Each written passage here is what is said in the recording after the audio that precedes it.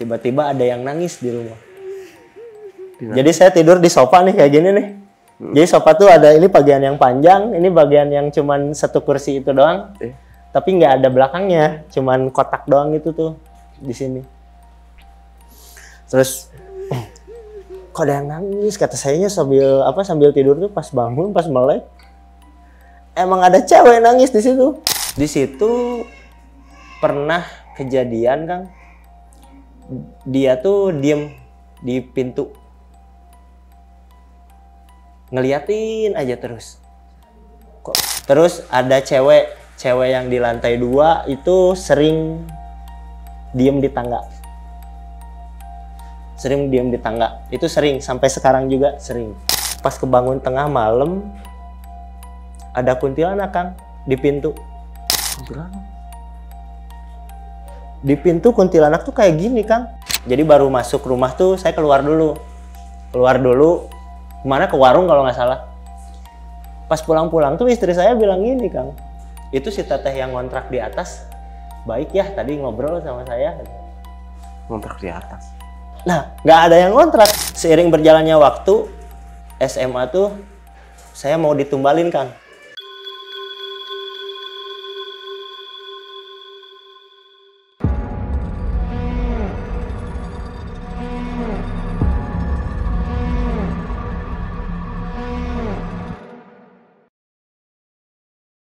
Halo Sobat OTM, balik lagi bersama gue Nardi di obrolan tengah malam. Semakin malam, makin seram.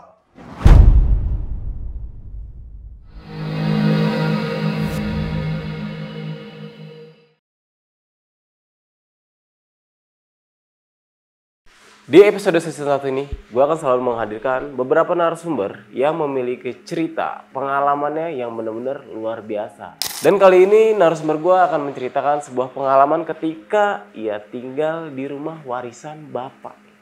Mau tahu seperti apa kisahnya? Langsung aja kita sapa narasumbernya pada malam kali ini. Selamat malam. Halo. Kang Aku ini. Ya, malam. Oke, dari mana nih, Kang? Saya dari Bandung Timur, Kang. Bandung Timur. Ya, Bandung Timur. Bandung Timur itu udah masuk kabupaten belum sih? Belum, masih dalam kota. Masih dalam kota Bandung. Oh, tapi agak menjorong ke kabupaten. Masih jauh lagi. Masih jauh lagi. Kalau saya perbatasan antara Bandung Timur dan Bandung Tengah, Kang. Oh. Jadi ada salah satu stasiun besar lah di kota Bandung gitu. Oke. Di situ deket banget sama stasiun. Oke, Kang, kali ini akan menceritakan sebuah pengalaman ketika tinggal di rumah warisan bapak nih. Iya. Dan rumah itu masih ditinggalin sampai sekarang. Masih. Wah. Dan kejadian ini tuh berpuluh-puluh tahun. Ya, saya hidup aja dari 92 sampai hari ini di situ. Sampai hari ini pun diteror. Oke, mungkin ditahan dulu nih, Kang, untuk ceritanya nih. Boleh. Nah, buat kalian semua nih yang penasaran sama ceritanya, kalian bisa tonton video ini sampai habis. Dan buat kalian juga nih yang ingin menjadi narasumber dan memiliki cerita, kalian bisa langsung WhatsApp ke nomor yang ada di bawah sini. Jangan lupa kunjungi media sosial kita. Nanti semuanya gue taruh di deskripsi. Kang, sudah siap? Oke. Obrolan tengah malam, kita mulai.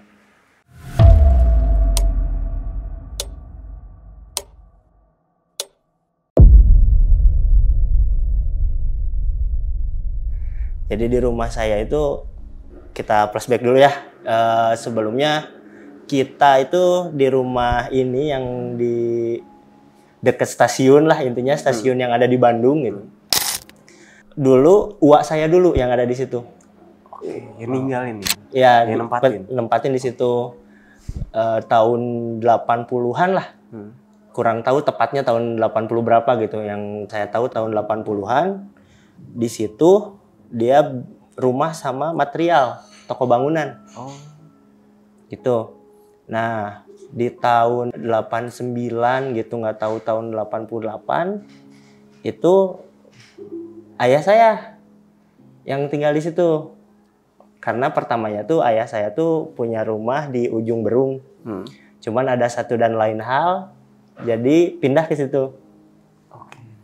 Nah, di situ, saya lahir aja di tahun 92. Saya lahir di tahun 92 di situ. Terus yang saya ingat itu pertama kejadian yang menurut saya, wah ini di luar nalar saya nih. Itu pas tahun 96. itu terjadi kebakaran. Besar banget rumah saya. Kebakaran. Jadi di umur saya 4 tahun, awalnya dari rumah tetangga ngerembet ke rumah saya. Terus kita kan semua ngungsi tuh ke seberang rumah. Jadi rumah kan di pinggir jalan raya banget. Jadi kita ke seberang rumah, ke seberang jalan tuh. Ngeliatin rumah kita kebakaran gitu. Sedangkan waktu itu kan pemadam kebakaran belum datang. Baru ditelepon gitu. Saya ngeliatin aja. Lihat bapak saya naik ke atas atap rumah bawa gayung. Sendirian. Satu gayung doang, air, satu gayung. Naik ke atas rumah. Dia sila di depan api. Saya ngeliat banget. Tiba-tiba banyak yang putih tuh di atas. Terbang. Nah, saya itu belum tahu namanya juga, anak kecil lah, baru 4 tahun. Terus saya bilang kan ke mama saya, "Mah, itu apa yang terbang-terbang banyak putih?" Terus mama saya cuman bilang gini doang, "Oh, itu mah kayaknya malaikat mau ngebantu bapak," katanya. Dia bilang gitu doang biar saya nggak nanya-nanya kali ya waktu itu. Saya lihat bapak saya tuh nyiramin air tuh ke api yang di atap rumah. Udah tiba-tiba Blambir datang tuh, pemadam kebakaran, sembur. Rumah saya nggak apa-apa. Maksudnya gimana? Jadi nggak ada runtuh atau apa, nggak ada. Yang kebakar? Nggak kebakar, cuman ada bekas kebakar sedikit. Yang parah itu rumah tetangga saya udah sampai ambruk banget. Itu nggak ada sisa sedikit pun. Jadi rumah saya tuh kayak yang ada barirnya gimana ya gitu. Kayak gitu. Itu pertama banget saya ngelihat hal yang seperti itu. Ya, tapi disclaimer dulu, saya bukan indigo, saya nggak bisa ngelihat hal-hal yang kayak gitu secara aktif. Jadi saya ngelihatnya tuh lebih ke tiba-tiba. Jadi ada gitu. Cuman yang di rumah doang, kalau di tempat lain saya nggak bisa. Nah, lalu dari situ singkat cerita ke zaman saya SD. Zaman SD tuh saya baru tahu kalau bokap tuh hobi ngumpulin barang-barang pusaka. Oke, barang-barang antik ya? Ya, barang-barang antik. Suatu ketika saya tuh iseng, ada 2 pedang. Pedangnya tuh warna hitam, satu warna putih, satu si warangkanya.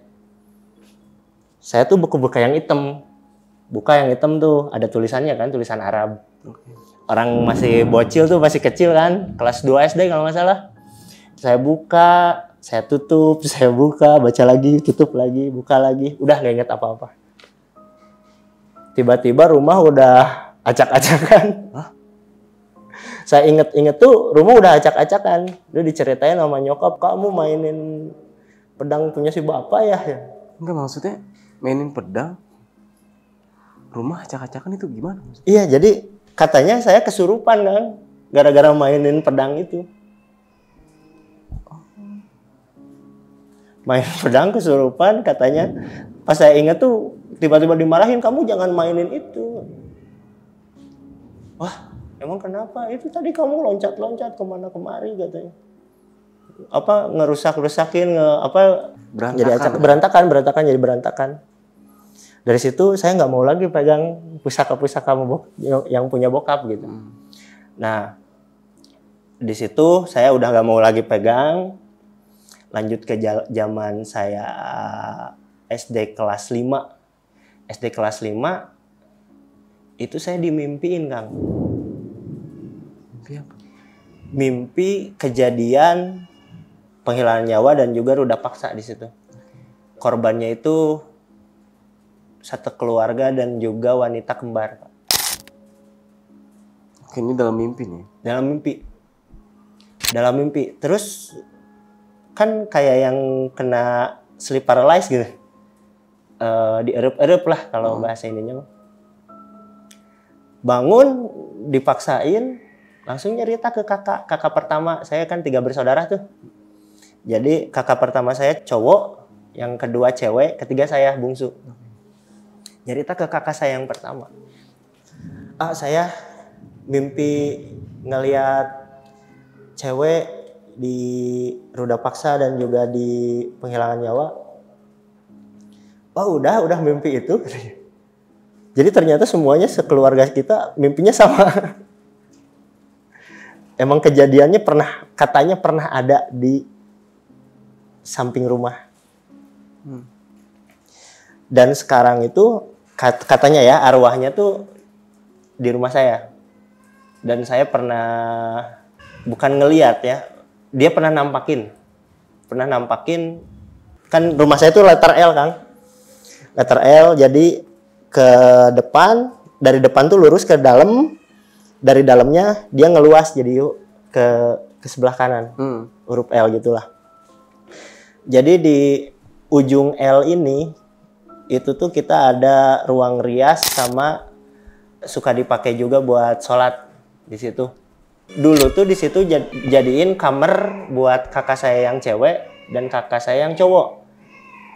Waktu saya masih kecil tuh. Di situ pernah kejadian Kang. Dia tuh diem di pintu. Ngeliatin aja terus. Kok kayak yang di mimpi. Tapi bentuknya bentuk orang Kang. Bukan bentuk makhluk halus. Bentuknya orang. Bajunya sama yang kayak di mimpi, rambutnya diikat sama kayak yang di mimpi. Yang di mimpi, buru-buru lari kan saya penakut tuh orangnya. Buru-buru lari keluar bilang ke bokap kan, Pak itu ada itu di rumah, udah biarin aja nggak apa-apa nggak akan ganggu. Nah itu yang satu. Yang satu lagi tuh ada di kamar bokap,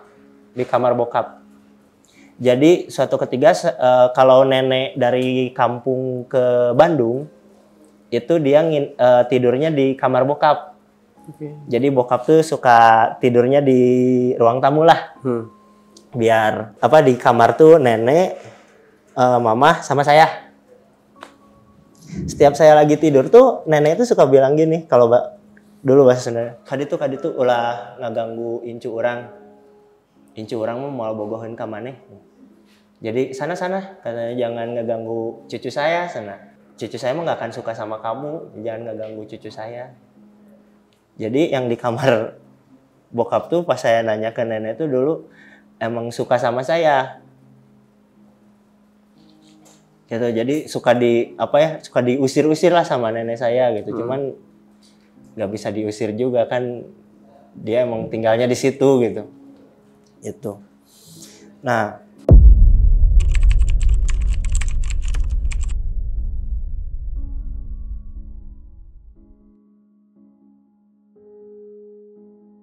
lanjut ke zaman saya SMP. Di sini saya pertama trauma sama yang namanya makhluk halus, Kang. Kenapa? Jadi singkat cerita kita bikin rumah tuh jadi lantai 2 Kang, tapi sebagian doang lantai 2-nya, cuman ada 2 kamar. Saya tuh tidur di situ Kang, di lantai 2 sendirian. Malam itu saya lupa buat nutup pintu. Jadi antara ruangan ini dan ruangan ini tuh ada pintu. Ada pintu. Pas kebangun tengah malam, ada kuntilanak Kang di pintu. Kuntilanak? Di pintu kuntilanak tuh kayak gini Kang. Jadi megang kusen di sini sama kusen di sini tuh kayak gini sambil ngelirikin saya. Orang udah kayak gitu kan nggak bisa kemana-mana ya Kang ya. Mau ngomong aja susah, mau teriak apalagi gitu kan. Saya aduh gimana nih. Berusaha buat menjamin mata tuh benar-benar susah. Pengen merem aja gitu. Nggak bisa. Jadi kayak maksa buat lihat. Sampai akhirnya tuh bisa tuh, udah dipaksa merem, pas ngedip, pas gini lagi udah nggak ada. Hilang. Di situ saya jadi was-was buat keluar kamar tuh. Keluar kamar jadi takut nih. Padahal pagi-pagi tuh udah mau sekolah tuh. Pas bangun pagi tuh nggak mau keluar kamar. Takutnya dia tiba-tiba cilukba gitu ada lagi gitu kan, jadi takut. Jadi aduh gimana. Dari situ saya nggak mau lagi tidur di atas, di lantai 2. Nah, di situ awal pertama saya disebutnya trauma lihat hal-hal gaib. Seiring berjalannya waktu,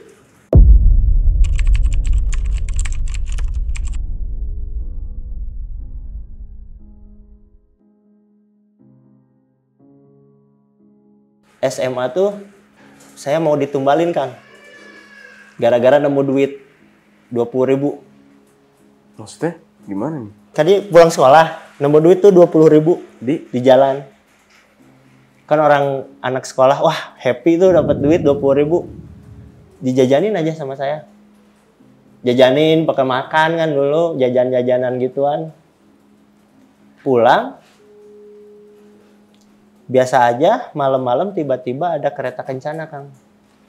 Kereta kuda tuh, suara kereta kuda di mana-mana. Jadi nggak cuma di satu arah. Si suara kereta kudanya tuh. Yang ngedengar bukan cuma saya, serumah. Saya waktu itu karena udah trauma tidur di lantai 2, saya tidur di tengah rumah, Kang, di sofa. Wah, ada suara kereta kuda, kan? Kakak saya tuh keluar dari kamarnya. Wah, ada suara kereta kuda, kan? Kata kakak saya yang cowok. Kakak saya yang cewek juga keluar. Ah, ada kereta kuda. Bangunin bapak kan. Pak. Bangun, ada kereta kuda. Wah, ini siapa tadi yang nemu duit katanya atau dikasih duit? Saya. Siapa yang nebak begitu? Jadi ada orang yang mau numbalin, nyari tumbal. Jadi tiba-tiba suara delmannya tuh di depan rumah. Pas si bapak keluar tuh, delmannya suaranya pindah jadi belakang rumah. Bapak ke belakang rumah, si suara delmannya pindah ke atap. Gitu aja terus sampai akhirnya bapak saya gak tahu melakukan ritual apa gitu ya. Udah, kalian tenang aja, sok tidur aja, tidur. Orang lagi takut mana yang bisa tidur, kan? Iya. Jadi kita semuanya berkumpul di tengah rumah. Jam 5:30 pagi baru nggak ada si suara delman. Terus kan masih was-was tuh pas hari berikutnya. Hari berikutnya kata bapak, udah tidur aja yang nyenyak, nggak akan ada lagi. Kamu kemarin nemu uangnya berapa? 20.000. Ya udah, bapak ngeluarin duit 20.000, dilipat-lipat tuh. Juga tahu dibacain apaan, disimpan di jendela kecil yang depan rumah itu tuh. Di situ biasanya kan ada tuh jendela kecil buat ventilasi udara. Di situ. Katanya nanti juga bakal hilang, bakal ada yang ngambil. Malamnya tuh emang ada. Sekitar jam 10-an, jam 11-an itu ada kereta kuda datang. Terus kan yang lain pada bangun tuh, jadi pada bangun karena ada suara kereta kuda. Udah takut duluan, pada ke tengah rumah. Terus kata bapak saya, udah itu mah cuma ngambil uang doang. Tapi pernah lihat wujudnya nggak? Enggak, kalau wujudnya tuh nggak ada. Kita nggak lihat tuh wujudnya. Wujudnya nggak lihat sama sekali. Nah, dilanjut, itu udah nggak ada lah ya kereta kudanya, jadi nggak ada. Si duitnya juga nggak ada, Kang. Duitnya juga yang di atasnya jadi nggak ada. Udah diambil, udah dikembaliin sama duitnya.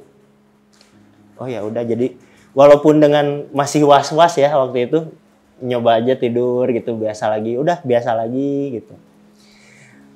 Nah, beberapa bulan kemudian bapak tuh bangun rumah, Pak. Ada buat anaknya Uam pengen bikin rumah tuh. Pengen bikin rumah, dibikin rumah masih dekat rumah. Ada jaraknya sekitar 1 kiloan lah, 1 kilometer. Bikin rumah di situ ada pohon sirsak. Nah, sama bapak tuh ditebang pohon sirsaknya. Kan saya tidur di tengah rumah tuh, Kang, dulu. Tiba-tiba ada yang nangis di rumah. Jadi saya tidur di sofa nih kayak gini nih. Jadi sofa tuh ada ini bagian yang panjang, ini bagian yang cuman 1 kursi itu doang. tapi nggak ada belakangnya, cuman kotak doang itu tuh di sini. Terus kok ada yang nangis, kata sayanya sambil tidur tuh, pas bangun pas melek emang ada cewek nangis di situ. Di mana? Di kursi yang sini. Jadi saya tidur di sini nih, di kursi ini ada yang nangis nih. Balikin rumah saya, jadi pakai bahasa Sunda, balikin imah aing, balikin imah aing.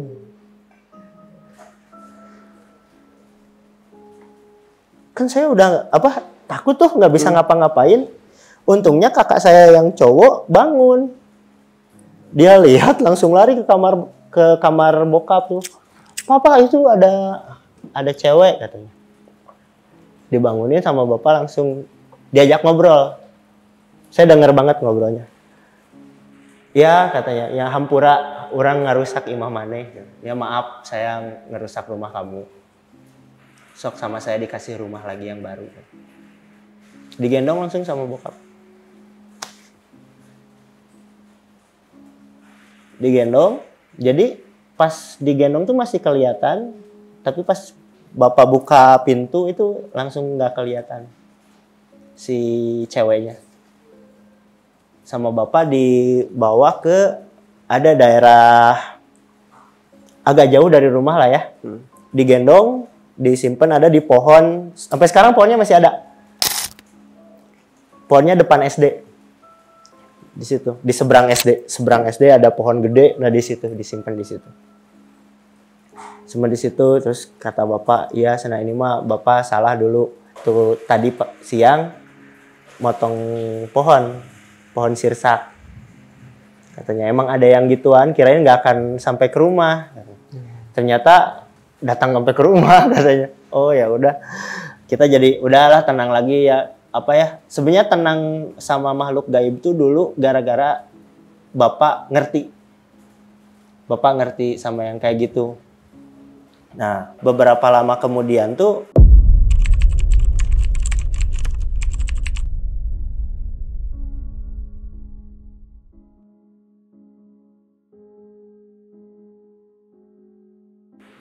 saya masuk kuliah semester 2, saya ditinggal di Bandung sendiri.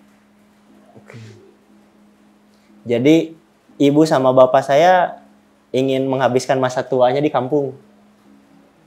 Jadi, ya ini sok urus aja rumah ini, sok kamu tinggal di sini sendiri, biar mandiri. Tinggalnya di situ sendiri. Di situ disimpenin pusaka 3 biji. Ada keris 1, mandau 1, sama golok 1. Itu di belakang sofa saya biasa tidur. Jadi saya tidur di sini nih di sofa, ini disimpannya di belakang di sini di dinding. 3 biji. Nah, emang si 3 pusaka ini sering tiba-tiba goyang, gemeter gini. Kalau saya waktu itu nanya ke bapak sih, Pak, ini kenapa sih goyang-goyang terus? Saya jadi takut, jadi parno kan. Enggak, itu tuh ada yang mau jahat ke kamu katanya. Itu dia lagi ngehadang yang jahatnya. Oh, jadi saya agak sedikit tenang gitu, tenang. Nah, suatu ketika di rumah tuh karena bapak udah nggak ada di situ, jadi sering yang nampakin. Ada macan kecil segede gini turun naik tangga. Turun naik, tapi macannya bentuknya gimana ya? Kan kalau macan tuh kuningnya tuh kuning terang ya. Kalau ini mah kuningnya kuning gelap. Kuning gelap, kecil. Dia bolak-balik terus. Sering bolak-balik. Dari atas, tapi pasti dari atas. Gak pernah dari bawah. Dia dari atas, turun ke bawah, naik lagi. Dari atas, turun lagi, naik lagi. Itu sering banget. Sampai sekarang. Itu sampai sekarang masih. Kalau yang itu. Terus ada cewek yang di lantai 2 itu sering diem di tangga. Itu sering, sampai sekarang juga sering. Cewek itu. Nah, terus di rumah tuh ada lagi yang si cewek kembar itu tuh jadi sering keluar. Jadi biasanya areanya cuman yang satu di tempat rias, yang satu di kamar bapak, jadi sering ke tengah rumah. Jadi mereka tuh jadi udah nggak ada teritorinya aja gitu. Nah, ada lagi nih, satu lagi. Kalau yang satu lagi tuh cewek, dia tuh emang hobinya cuman datang doang, datang ke rumah. Singgah doang, jadi tempat singgah doang tuh rumah. Cuman datangnya tuh nggak tahu kapan, jadi nggak pernah diem di situ. Cuman datang, malam itu pergi, udah nggak tahu kemana lagi. Kalau itu korban dari dulu pernah ada tetangga yang kesetrum, Kang. Dia kesetrum sama kabel PLN, kena pundaknya banget. Itu pas saya masih SD. Nah, itu di situ dia jadi sering jalan-jalan. Itu apa sih? Jin yang menyerupai beliau lah mungkin ya. Emang waktu pertama kesetrum itu almarhum tuh lagi betulin ini apa? Jadi jalannya tuh turun dari jalan raya ke rumah dia tuh turun, mudun gini. Jadi kalau air tuh pasti ngegenang tuh nanti turun ke bawah terus. Jadi dia ngasih apa? Pakai batu-batu gitu biar si airnya nggak masuk rumah. Kena tuh kabel PLN. Nah si batunya tuh diminta sama ada tetangga saya, dia lagi mau bikin rumah, jadi buat kalau bahasa Sundanya buat nyaur lah, dibawa ke situ. Emang jadi satu keluarga tuh teman saya dibisikin, tolong, dibisikin semua sekeluarga, sampai bilang kan cerita ke saya, ini satu keluarga, ibu teman saya udah pakai waktu dulu zaman Walkman tuh, zaman Walkman udah dikerasin, tetap ada kedengar. Sampai akhirnya si batu-batunya tuh dibawa lagi, dikeluarin lagi tuh si batu-batunya, dikeluarin lagi dari rumah itu. Untungnya belum dibangun, jadi masih buat ngeratain tanah doang. Dikeluarin lagi, dibuang nggak tahu kemana.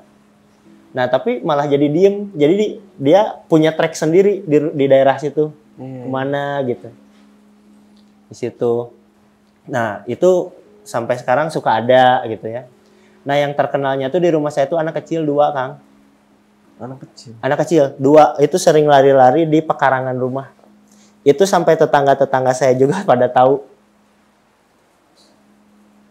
Tetangga-tetangga saya sering bilang, itu yang anak kecil masih ada. Ya masih aja kalau malam-malam mah suka ada yang lari-larian. Sampai kan dulu tuh apa ya, saudara terus teman-temannya bapak sering nginep di rumah. Sampai sekarang juga dibikinin kamar tuh di depan. Ada buat teman-temannya bapak gitu ya. Jadi yang udah nggak di situ tuh kalau ketemu tuh suka nanya, itu ya anak kecil di rumah masih ada nggak? Masih kata saya. Jadi mereka tuh emang udah pada tahu, udah terkenal tuh. Kalau yang di depan rumah tuh anak kecil sama nenek-nenek. Kalau nenek-nenek itu pas zaman saya ngaji dulu, zaman masih SD lah. SD sampai SMP tuh tiap pulang ngaji kan malam-malam. Jadi rumah saya tuh dulu tuh si pagarnya tuh pakai pagar bambu. Pagar bambu, jadi kalau mau dibuka tuh harus diangkat gitu baru masuk, terus diangkat lagi baru ditutup. Jadi dulu kalau lagi ngangkat pagar tuh langsung suka nanya nenek-neneknya. Nembe uih. Jadi baru pulang.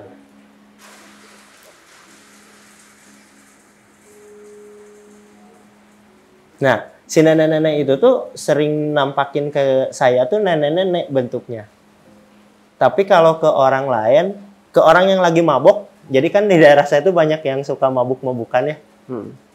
Ke orang yang lagi mabok mah si nenek-neneknya nyerupainya cewek cantik. Pakai baju one piece tuh yang apa? Yang satu piece itu tuh, yang kayak dress gitu warna merah. Sempat suatu hari pulang ngaji tiba-tiba saya dicekek sama orang yang lagi mabok. Itu siapa yang pakai baju merah sana cantik? Kenalin atuh. Ke saya nggak tahu. Saya jadi malah takut sampai nangis gitu ya. Tiba-tiba paman saya keluar dari rumah. Kenapa? Itu tiba-tiba digini-gini, tiba-tiba dicekek saya. Nanyain cewek pakai baju merah. Kata paman, ya sama paman saya diurusin lah ya yang maboknya ya. Saya kan nggak tahu yang pakai baju merah siapa. Ternyata pas saya cerita gitu ya, ternyata itu si nenek-nenek yang di depan. Kalau nenek-nenek yang di depan tuh yang kalau ngeliatin ke orang lain tuh cewek cantik. Iya. Tapi kalau ke yang di rumah tuh nenek-nenek aja. Kalau malam-malam tuh suka tahu nggak suara nyepah apa ya bahasa Indonesianya? Yang pakai ini tuh. Oh iya.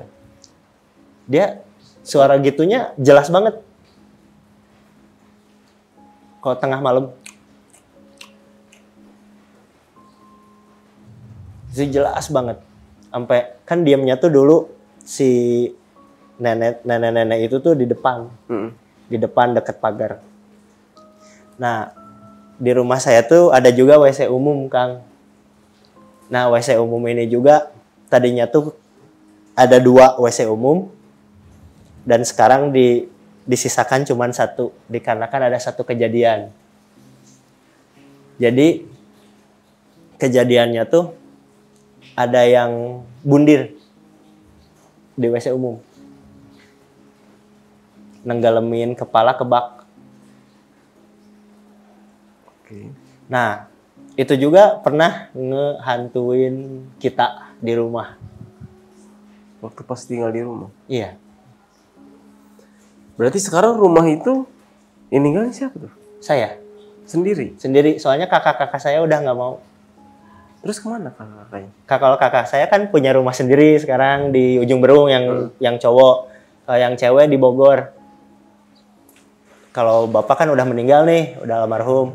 Tinggal mama lagi sekarang di Ciamis.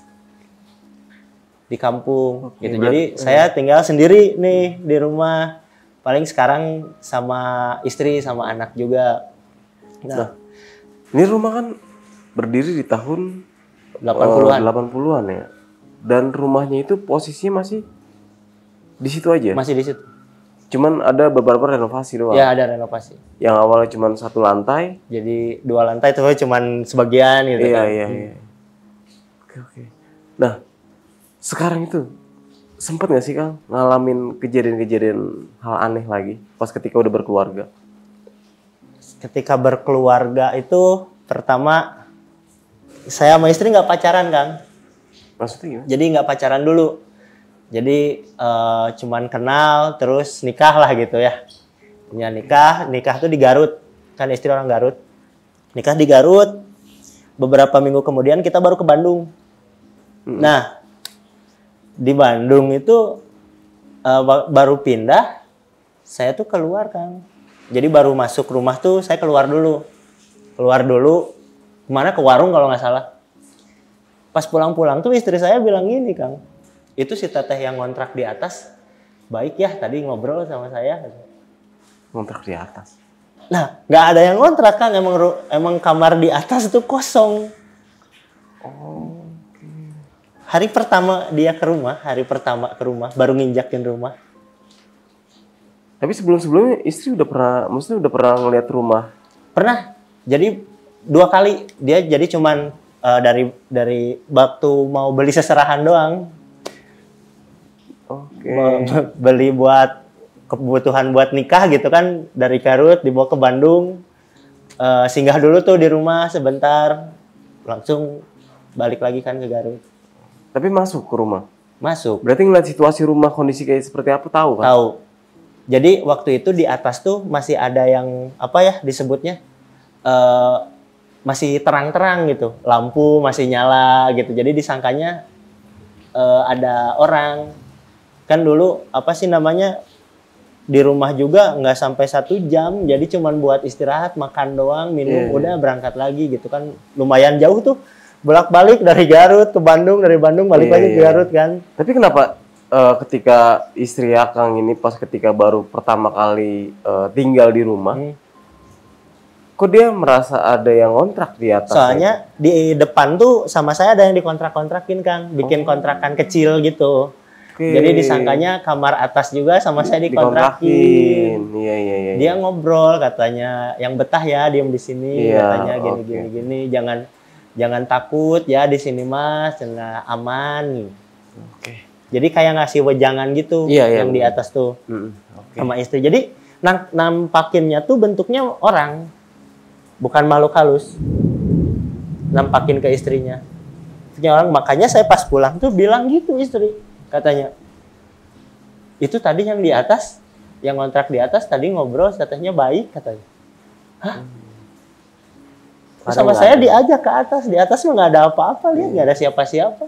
Terus gimana respon istri? Terus yang tadi ngobrol sama saya siapa? Untungnya istri saya tuh orangnya nggak takut sama hal gaib. Untungnya. Jadi istri saya tuh lebih ke ya udah terjadi ini, gitu. Untungnya kayak gitu. Nah, itu hal pertama yang dirasain istri ya, Yang kedua, waktu hamil. Waktu hamil 2 bulan, istri tiba-tiba mimpi anak saya ada yang minta.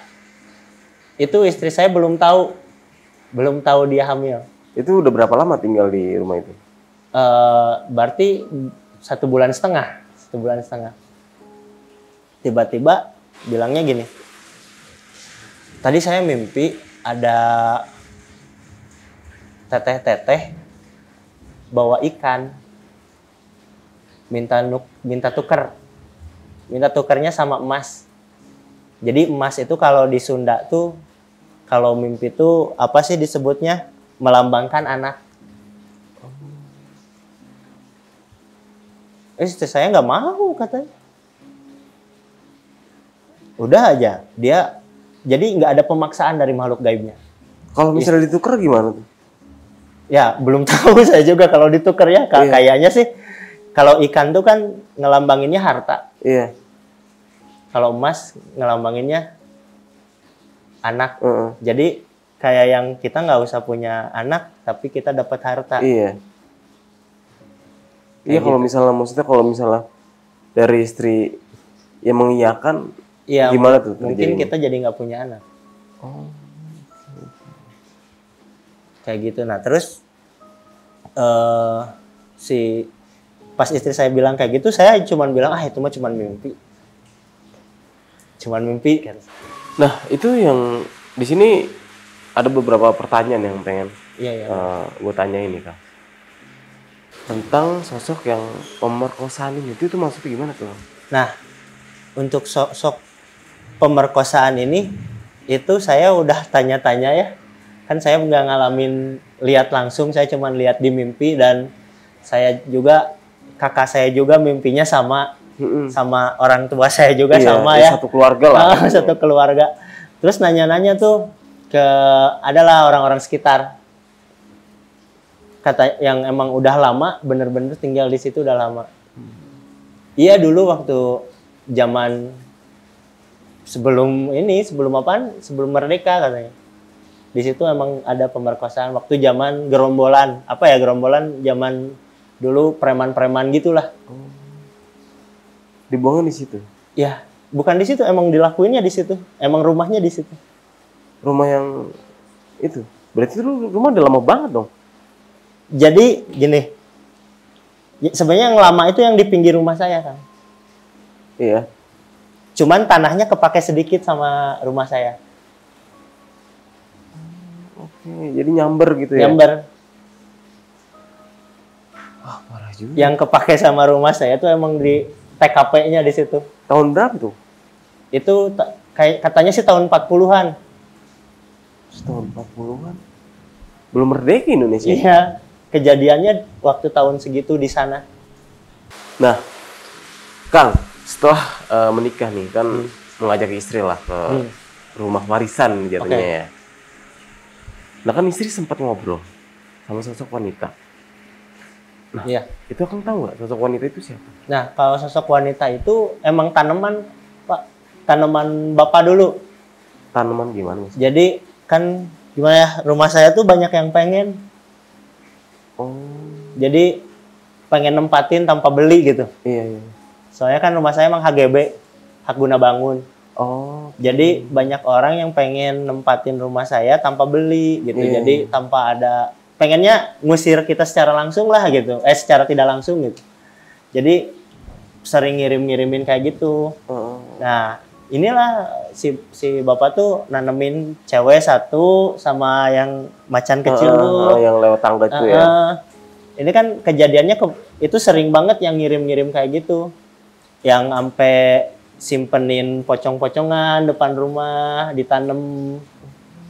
Yang paling baru tuh 3 minggu kemarin, 1 bulan kemarin tuh ngirim ular kobra. Ular kobra. Disimpan di atap rumah. Ngeri juga ya. Ular kobranya, yang segini mah kecil, agak gede dikit. Iya, tapi dipatok ya pasti tewas juga kan? Tapi ular kobranya bukan ular kobra nyata. Oh, maksudnya gaib gitu. Iya, jadi pas mau kan lagi musim hujan nih, Heeh. betulin atap bocor sama tukang kan. Pas tukang naik tuh ular kobra udah gini. Mau matok yang mau betulin atap. Iya. Terus pas mau diambil, dia lari ngilang. Ngilang, nggak kelihatan sama sekali. Oke, wah ini Emang disimpannya buat jagain rumah lah gitu, jagain Iya. orang yang ada di rumah. iya, ini ngeri banget sih. Kang, Akoy, terima kasih nih sekali lagi nih sudah hadir dan mau membagikan sebuah kisah nih ya tentang jatuhnya rumah warisan ini ya, Ya, rumah Kang warisan. ya. Dan sekarang tuh ditinggalin Ditinggalin sama istri. sama istri sama anak. Iya. Sebenarnya ada kejadian juga baru kemarin pas kita di link mau cerita, Hmm. itu di rumah tiba-tiba ada gangguan. Baru di link, siangnya di link, kita siang di link siang kan ya, waktu itu siang. Malamnya tuh gangguan, anak saya sampai nggak bisa tidur. Dia nangis-nangis, nunjuk-nunjuk kemana-mana, sampai pengen, biasanya main sama boneka-bonekanya yang di kamar. Dia nggak mau ada boneka di kamar. Umur berapa? 1,5 tahun. 1 tahun setengah? Dia pengennya bonekanya dikeluarin semua. Keluarin semua, masih gak mau tidur, gak mau di kamar. Saya bawa ke tempat yang sering dipakai sholat, juga gak mau. Jadi maunya di tengah rumah doang. Di tengah rumah pun dia masih nunjuk-nunjuk ke arah tangga. Iya, tapi udah kondusif lah ya. Insya Allah kondusif. Ini rumah kan berdiri di tahun 80-an. 80-an ya. Dan rumahnya itu posisinya masih di situ aja. Masih di situ. Cuman ada beberapa renovasi doang. Ya, ada renovasi. Yang awalnya cuma 1 lantai. Jadi 2 lantai itu cuman sebagian gitu kan. Iya. Oke. Nah, sekarang itu sempet nggak sih Kang ngalamin kejadian-kejadian hal aneh lagi pas ketika udah berkeluarga? Ketika berkeluarga itu pertama saya sama istri nggak pacaran Kang. Maksudnya gimana? Jadi nggak pacaran dulu. Jadi cuman kenal terus nikah lah gitu ya. Punya nikah tuh di Garut. Kan istri orang Garut. Nikah di Garut. Beberapa minggu kemudian kita baru ke Bandung. Nah, di Bandung itu baru pindah, saya tuh keluar Kang. Jadi baru masuk rumah tuh saya keluar dulu. Kemana? Ke warung kalau nggak salah. Pas pulang-pulang tuh istri saya bilang gini Kang. Itu si teteh yang ngontrak di atas, baik ya tadi ngobrol sama saya. Ngontrak di atas. Nah, nggak ada yang ngontrak Kang. Emang kamar di atas itu kosong. Hari pertama dia ke rumah, baru nginjakin rumah. Tapi sebelum-sebelumnya istri udah pernah ngeliat rumah.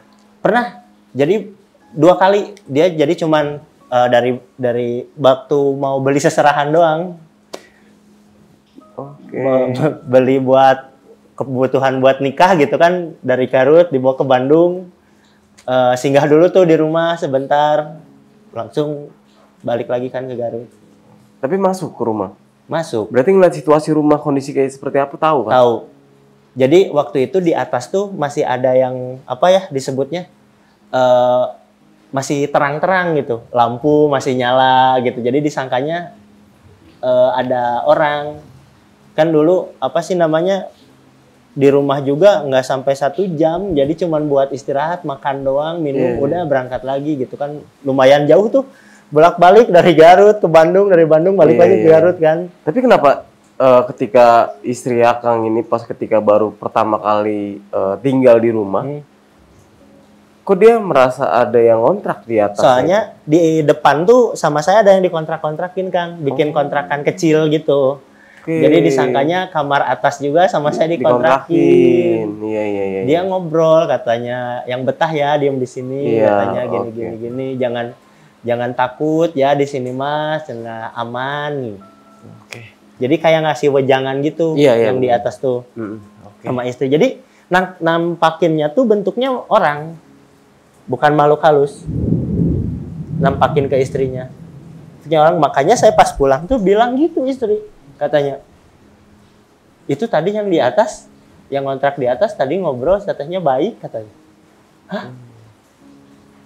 Sama saya diajak ke atas, di atas mah nggak ada apa-apa, lihat nggak ada siapa-siapa. Terus gimana respon istri? Terus yang tadi ngobrol sama saya siapa? Untungnya istri saya tuh orangnya nggak takut sama hal gaib. Untungnya. Jadi istri saya tuh lebih ke ya udah terjadi ini, gitu. Untungnya kayak gitu.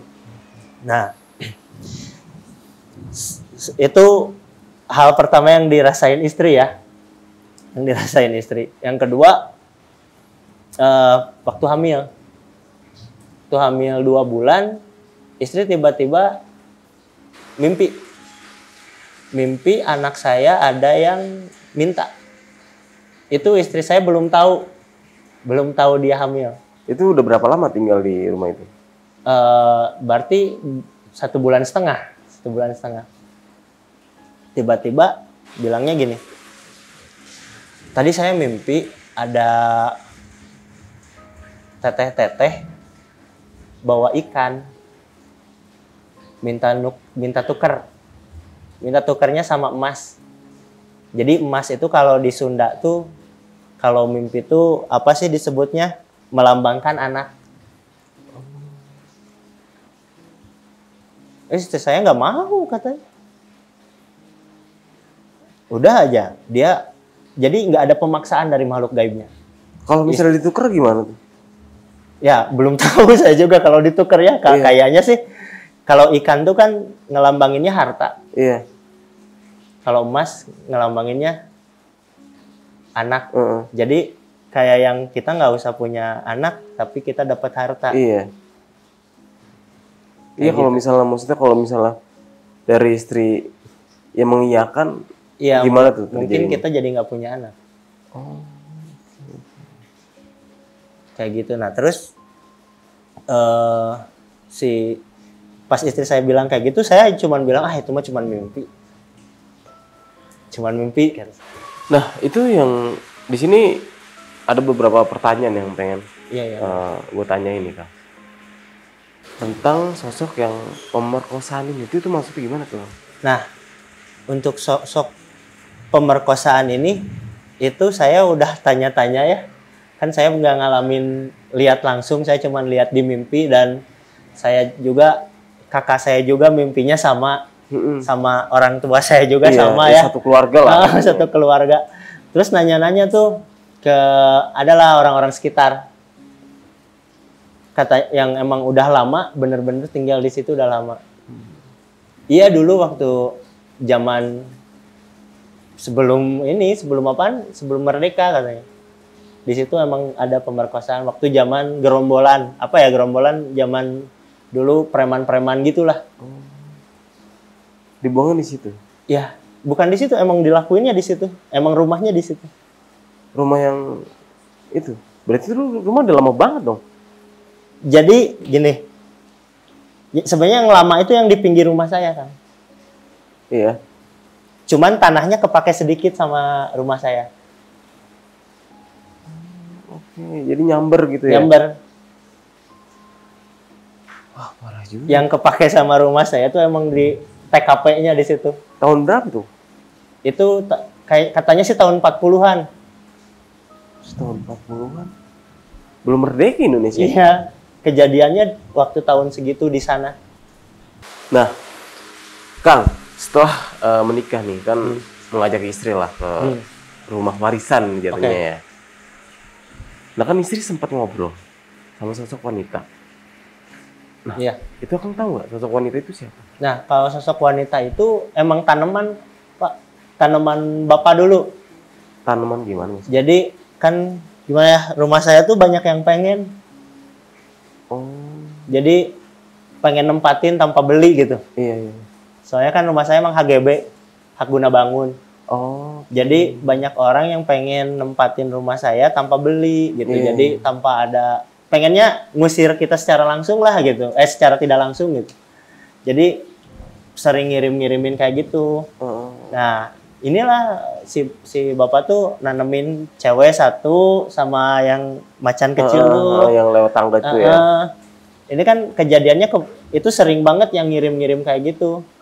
Yang sampai simpenin pocong-pocongan depan rumah, ditanam. Yang paling baru tuh 3 minggu kemarin, 1 bulan kemarin tuh ngirim ular kobra. Ular kobra? Disimpan di atap rumah. Ngeri juga ya? Ular kobranya, segini mah kecil, agak gede dikit. Iya, tapi dipatok ya pasti tewas juga kan? Tapi ular kobranya bukan ular kobra nyata. Oh, maksudnya gaib gitu? Iya, jadi pas mau, kan lagi musim hujan nih.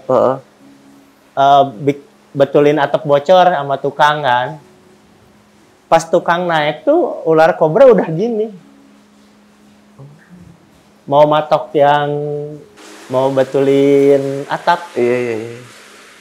Terus pas mau diambil, dia lari ngilang. Ngilang, nggak kelihatan sama sekali. Oke, wah ini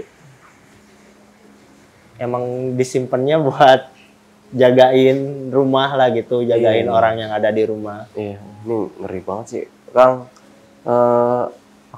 Terima kasih nih sekali lagi nih sudah hadir dan mau membagikan sebuah kisah nih ya tentang jatuhnya rumah warisan ini ya. Iya, rumah warisan. Kang, ya. Dan sekarang tuh ditinggalin sama istri. Sama istri sama anak. Iya. Sebenarnya ada kejadian juga baru kemarin pas kita di link mau cerita. Itu di rumah tiba-tiba ada gangguan. Baru di link, siangnya di link, kita siang di link siang kan ya, waktu itu siang. Malamnya tuh gangguan, anak saya sampai nggak bisa tidur. Dia nangis-nangis, nunjuk-nunjuk kemana-mana, sampai pengen, biasanya main sama boneka-bonekanya yang di kamar. Dia nggak mau ada boneka di kamar. Umur berapa? 1,5 tahun. 1,5 tahun? Dia pengennya bonekanya dikeluarin semua. Keluarin semua, masih gak mau tidur, gak mau di kamar. Saya bawa ke tempat yang sering dipakai sholat, juga gak mau. Jadi maunya di tengah rumah doang. Di tengah rumah pun dia masih nunjuk-nunjuk ke arah tangga. Iya, tapi udah kondusif lah ya. Insya Allah kondusif. Oke nih, Kang Akui, terima kasih nih sekali lagi. Ya. Oke, mungkin itu aja. Gue Nardi pamit undur diri. Sampai jumpa di video-video selanjutnya. Assalamualaikum warahmatullahi wabarakatuh. Waalaikumsalam.